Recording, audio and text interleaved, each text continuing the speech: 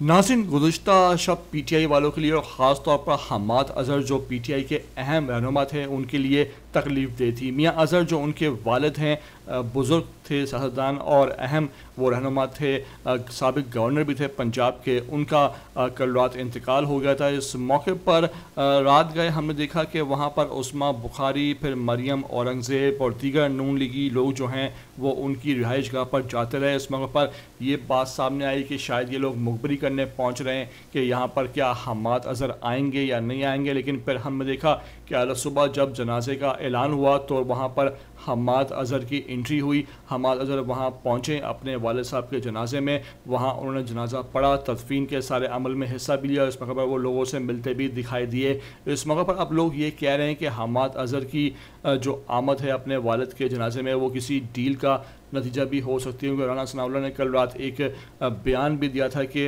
हम्माद अज़हर को उनके वालिद के जनाजे में आना चाहिए। इस मौके पर अब लोग ये कह रहे हैं कि अगर हम्माद अज़हर अपने वालिद के जनाजे में आ सकते हैं तो फिर उनको अब इमरान खान के लिए भी सामने आना होगा, जो उन्होंने जबरी तौर पर अपने आप को गुमशुदा किया हुआ है, वो अब ख़त्म करें और सामने आएँ और फ्रंट से तमाम मामला को ख़ुद लीड करें। आया वो गिरफ़्तार होते हैं या जो भी उनके साथ कुछ होता है तो उनको अब हर सूरत में सामने आना चाहिए। इस मौके पर देखिए कि किस तरह उनकी वहाँ एंट्री हुई, किस तरह उन्होंने वहाँ लोगों से मिले और फिर नमाज जनाजा जो है वो अपने वालिद का अदा किया। मेरी आपसे रिक्वेस्ट है कि वीडियो को आखिर तक देख लेना। नए आते हो ETV 247 उर्दू पर तो लाजमी हमारे साथ जुड़ो, चैनल को सब्सक्राइब करते हुए घंटिया निशान लाजमी दबा दिया करो, वीडियो को आखिर तक देख लिया करो, चैनल को सब्सक्राइब करो, लाइक करो, शेयर करो और कमेंट करके मुझे अपनी कीमती आरा से लाजमी आगाह ज़रूर किया करो।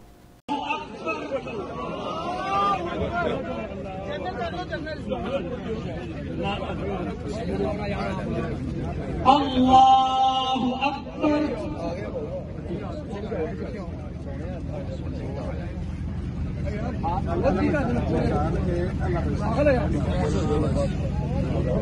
अल्लाह